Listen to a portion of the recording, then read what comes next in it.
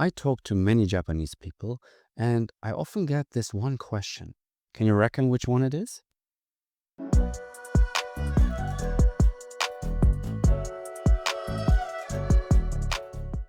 Hi, I'm Arthur, and I've been living in Japan for a few years now. And today I want to talk about a question that's really difficult for me to answer.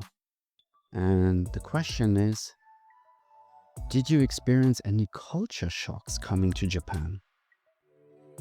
I was really thinking about it hard. Every time I get the question, I think, any culture shocks? I mean, shock implies something that you didn't expect, right? So it's kind of tricky for me to think of good things. And I'm not talking about different food.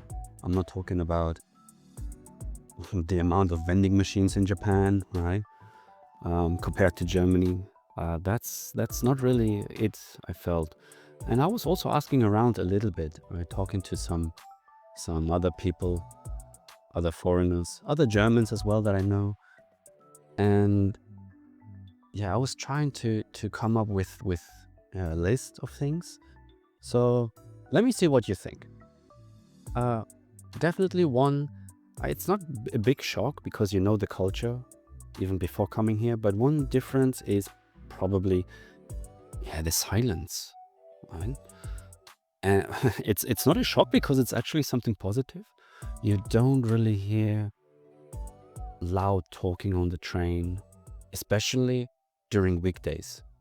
On weekends, when everyone is going with friends, it's a bit louder, but on weekdays, when everyone is going to work and coming back from work, it's very, very quiet on the train. Nobody talks on the phone, nobody uses speakers for music or anything, nobody makes noise. And it's really, really comfortable, right? I mean, so I have to say I was born in a small town in the countryside, and I lived in Munich before coming to Japan.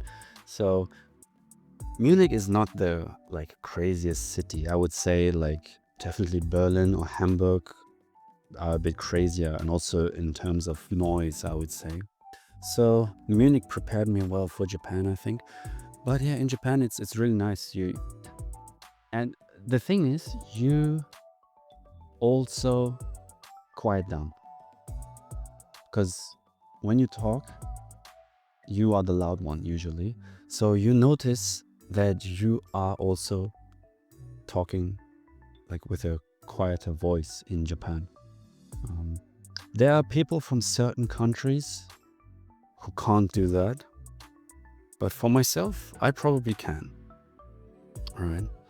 And funny story. When I first moved to Japan, like in that apartment, or I forgot, like maybe a year or so in, or half a year in, there was every apartment got a letter from the building management saying that there was a noise complaint about movies, loud music, stuff like that. I probably think it was me. It didn't say because every apartment, I saw that, every apartment got that note, but I probably think it was me. So, yeah, that's also another difference in Japan.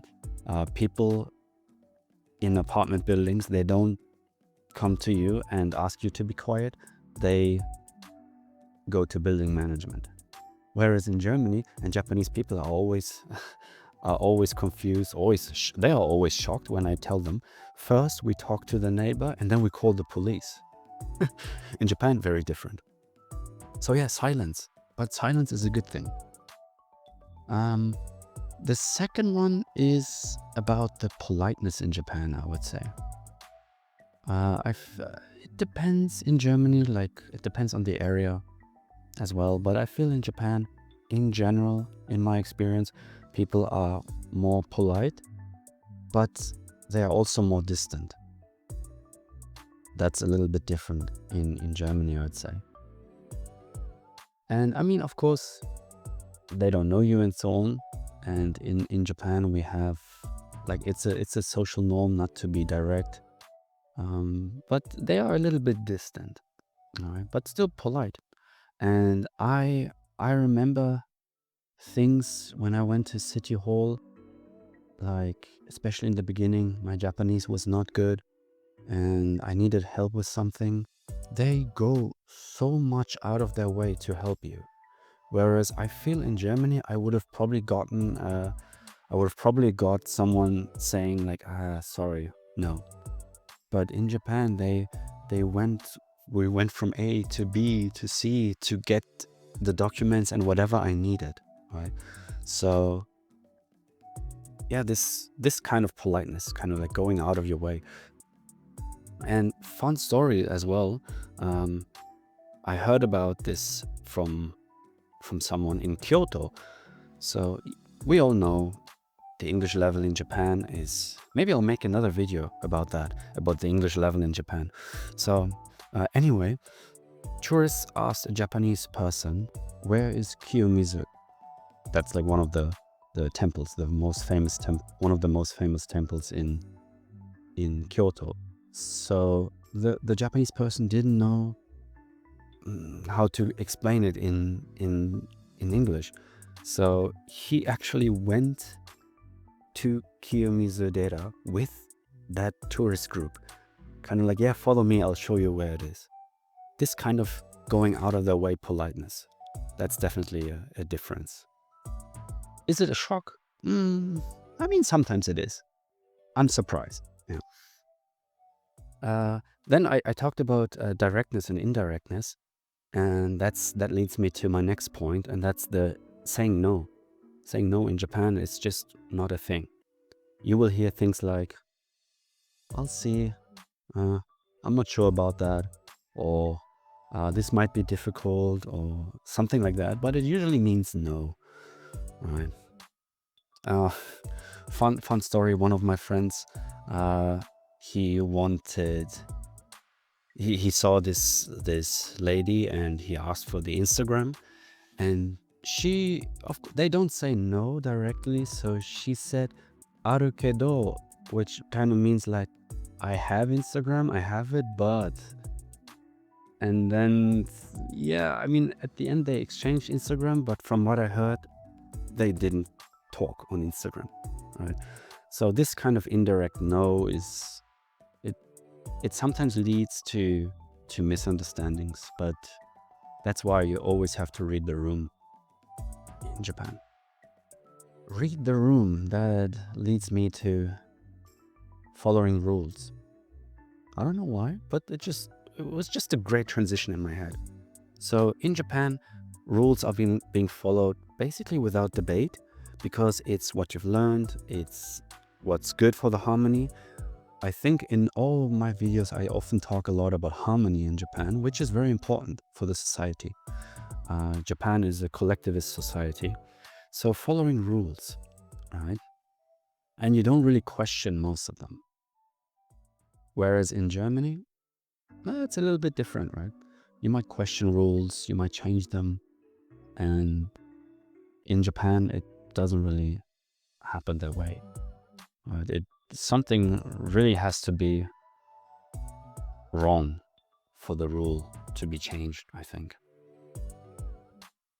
And another thing, this is a bit more difficult for me because I don't work for a typical Japanese company, but the work culture. And I don't know if I talked about this briefly in another video, but in Germany, we always think like, yeah, I finish my job, I go home early, right?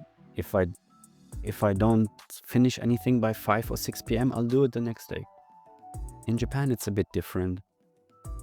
People stay late. In some traditional companies, they still have that concept that you have to stay until your boss leaves. Whereas for me, I would say, yeah, the boss stays longer. They are the boss for a reason, right? So that's a little bit different in Japan. People seem to be so busy. Like when I talk to some of them, they say, "Oh yeah, I'm so busy. I don't have time. I have to stay longer, work overtime almost every day." And I think, do you have deadlines for everything? And they say, they don't say yes, but then they're still like, yeah, but I have to finish it. Do it tomorrow, right? If you don't have a deadline.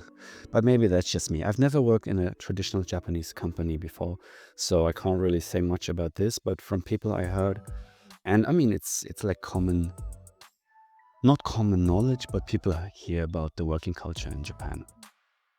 So, yeah.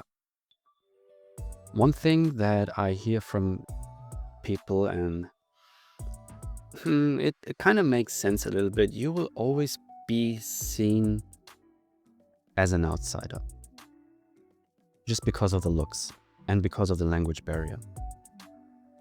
So, I mean, to be honest, I think it's very difficult to get integrated into the German society quickly. And I do feel it's the same here. And it's also more difficult in Germany sometimes to break into some friend circles. And that's the same here. So it's not really like a big culture shock, I guess, but you're being seen more as an outsider because just the way you look different, of course. And yeah, like I said, the language barrier is a thing. And yeah, I don't, some people, I will make another video about this. They asked me about Japan and racism. I will talk about this in another video and give you like my insights.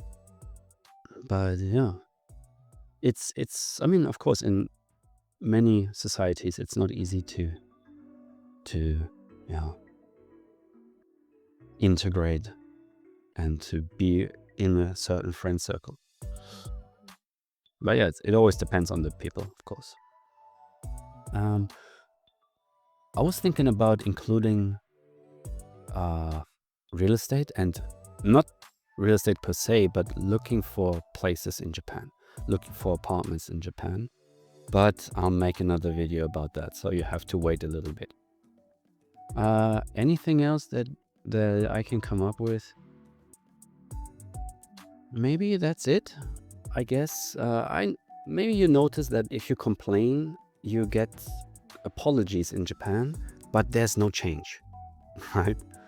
Where I don't know if it's different in Germany, and to be honest, I don't want to complain so much, right? I just don't like being in that mindset of complaining about things because it's always kind of negative. So, but yeah, you people apologize a lot, right? So I mean, I think it's nice, polite.